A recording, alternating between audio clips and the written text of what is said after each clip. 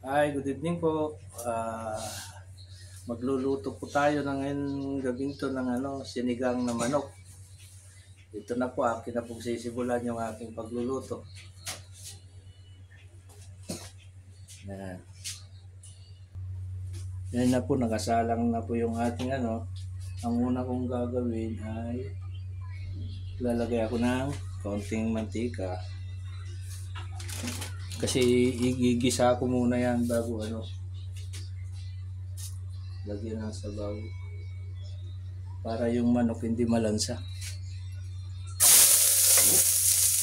Yan, nakalagay yan. Yung sibuyas.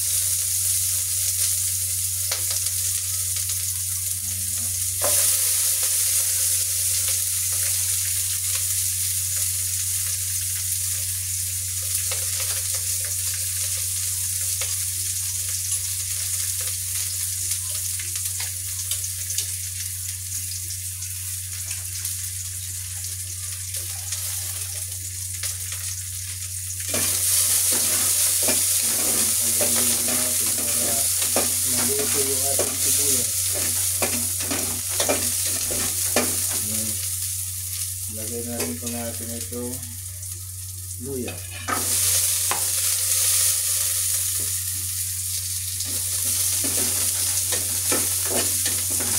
Halo-halo natin para sa ganun maluto yung luya. Hinaan natin yung kanyang apoy.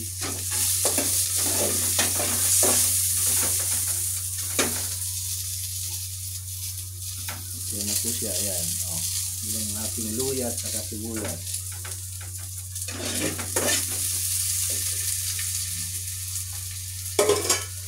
Atin na po, ilalagay na po natin itong ating chicken. Ilalagay ko na po yung ating chicken.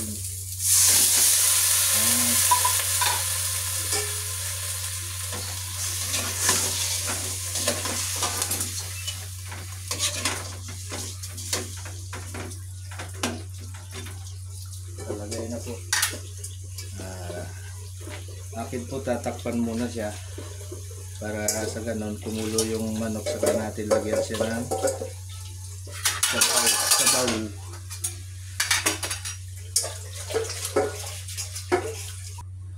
Ito po akin na pong titignan yung aking ginisang manok kung ano lang yan.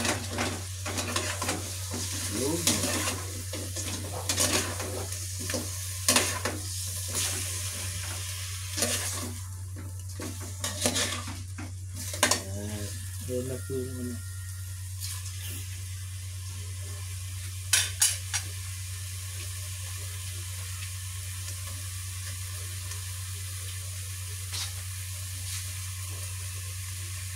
kunti na lang ay lalagyan na natin siya ng sabaw.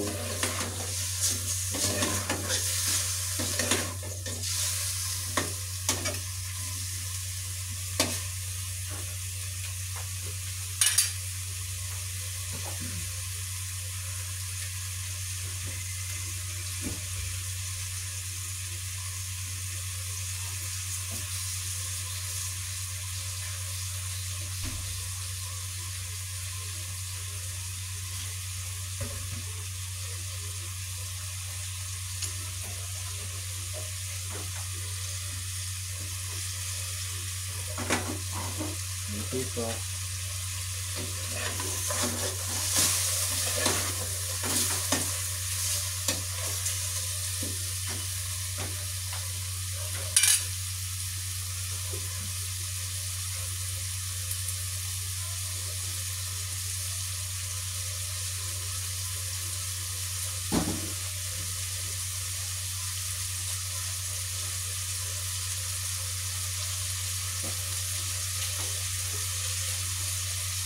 Ayan, pwede na po natin siyang lagyan ng tubig. Lagyan po na po siya ng water. Ayan. Lagyan natin siya ng water. Dagdagan pa natin ng kaunti yung kanyang water.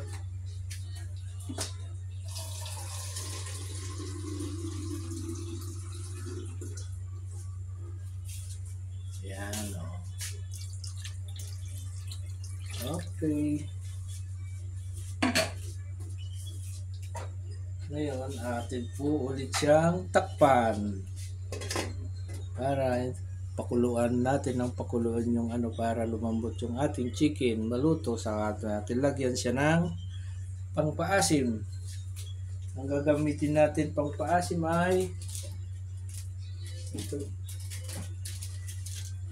sinigang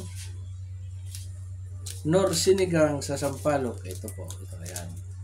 Yan po yung aking gagamitin na pangsigang. Sinigang sa sampalok mix with gabi. Yan ang lalagay ko.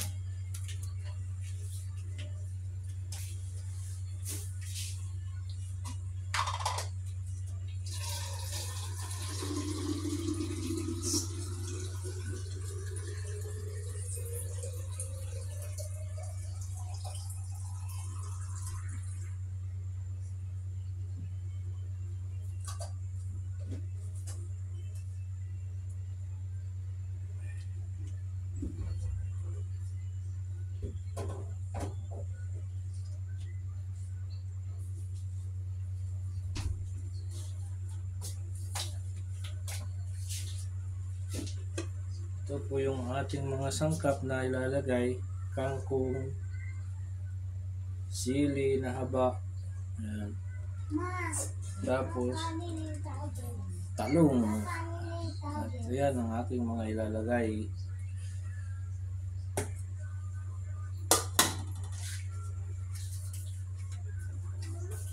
Le, gutom ka na? Dito.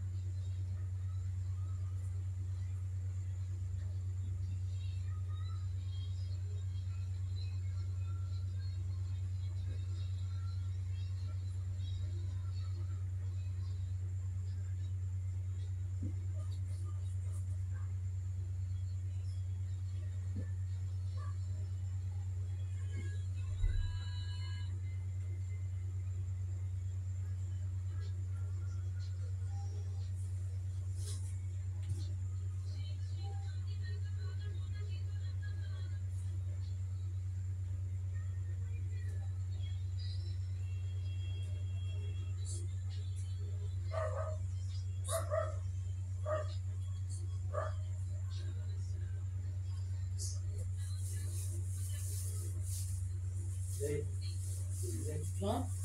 Ikaw naman yun? Ano yan, ma? Wala. Ayos damit mo.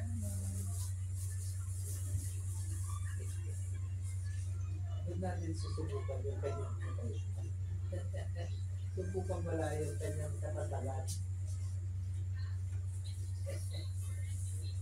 Kung kaya ka na niyang ano, yung maintindihan ka na niya. Hindi nga yan siya nakakaintindi. Hindi, kung minsan, pag umaalis ka, alam mo, sinasabi namin na naglaba si Mama Tek, alis na Mama. Sabi niya, oo, umalis, naglaba. Naban niya kasi si Lolo Une, tsaka si Daddy mo. Ayun na, tahimik na yan. Naintindihan na niya yun eh. May isip na yun eh. Ay, nalabaw yung sombrero. Nilaba mo? Oo, bango. Wala ba? Pinapag-wait ko pala. Grabe. Ang yung ulo ko yan eh.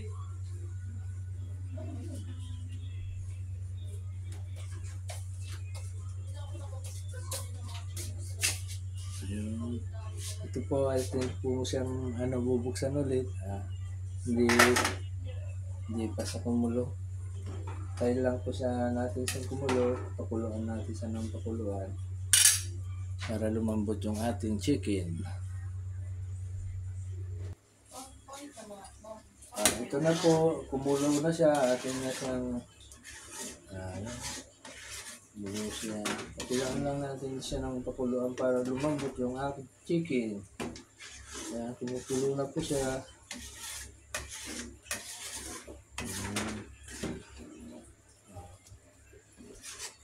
Mamaya konti, lalagay na po natin itong ating sinigang mix. Atin muna siyang pakukuluan. Yan. Ayan po siya. Ayan. Kumukulo siya.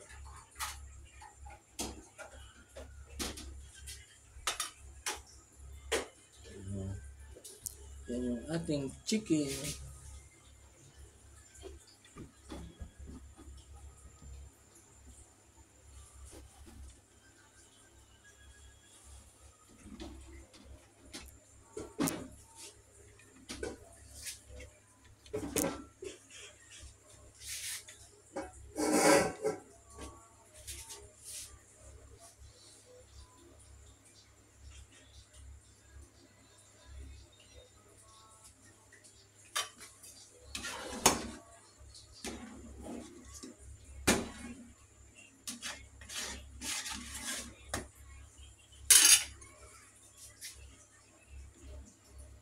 Natin pong tatanggalin yung mga parang sibo niya dito sa ibabaw kasi ayan mga ng manok yun eh. Wala, ipaalala mo yung pagkain ng aso. Dumi.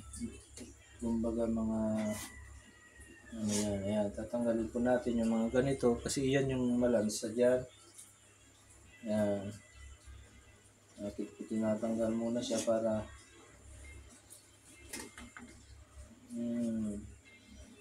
kasi yun yung mga dyan eh. Yung lansa ng manok. Yan. Yan. Tatanggalin natin siya.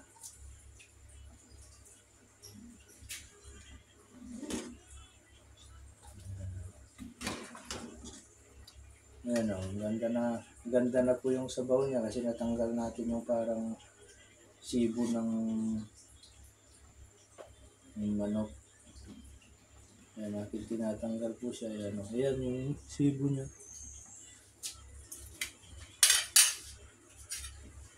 Ito, marami pa. Ayan.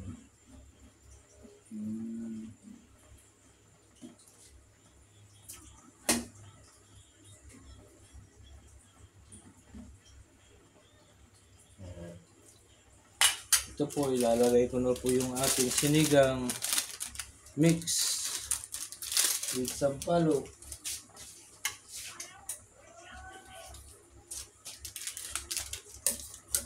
Ayan, lalagyan ko na po siya. Ayan.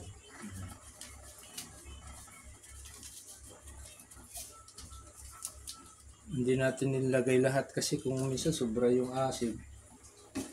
Ang pangit naman pag sobra asim ng sinigang.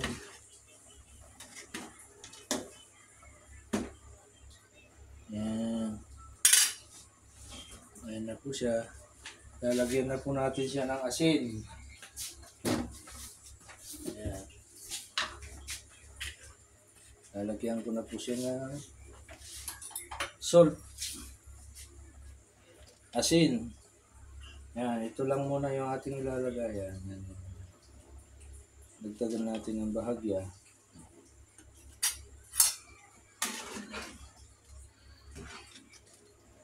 Para lumasa na yung ating chicken. Yan. Pakuluan muna natin siya hanggang sa malambot yung ating manok.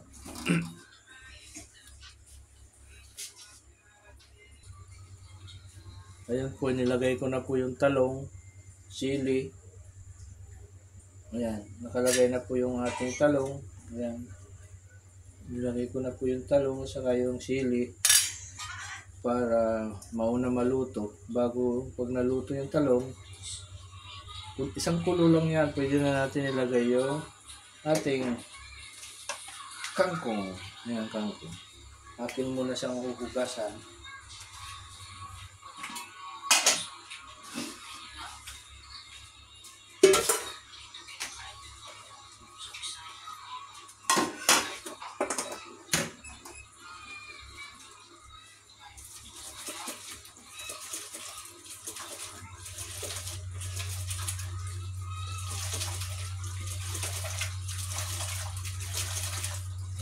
Hugasan natin maigi. Pag tayo nagluto ng kangkong, atin pong hugasan maigi kasi kung minsan tignan nyo yung sa pinaghugasan, mayroon yung kiti-kiti. Kailangan mga ilang hugas ang gagawin po natin sa kangkong kasi nakadikit yung minsan nakadikit yung dyan sa kangkong.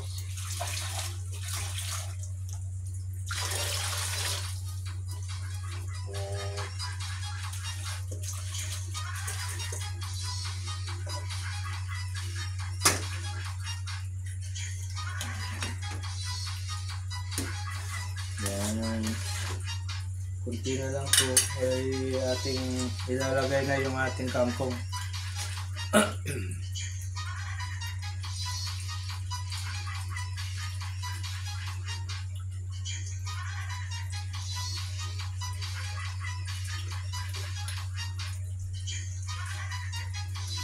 Yan.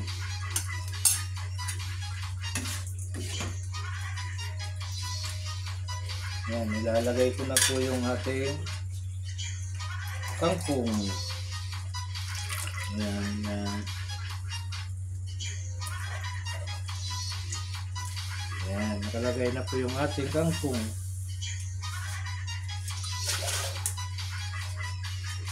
Yan.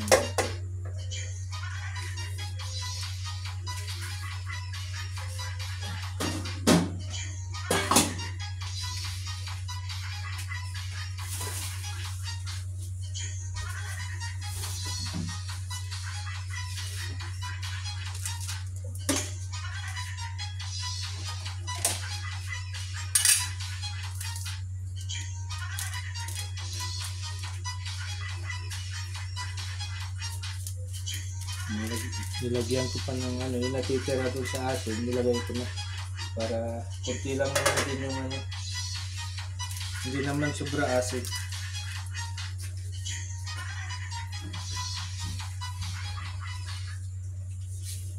Atin po muna ang atignan, haluin. Yan. Ito, ipaluto na po ito. Titimplahan ko po lang kung titikman po natin anong lasa. Yan. Medyo magdagdag konti ng asin kasi kulang sa alat.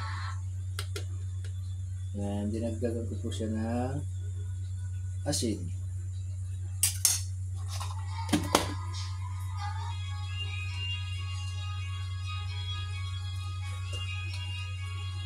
Yun, okay na yung kanyang asin.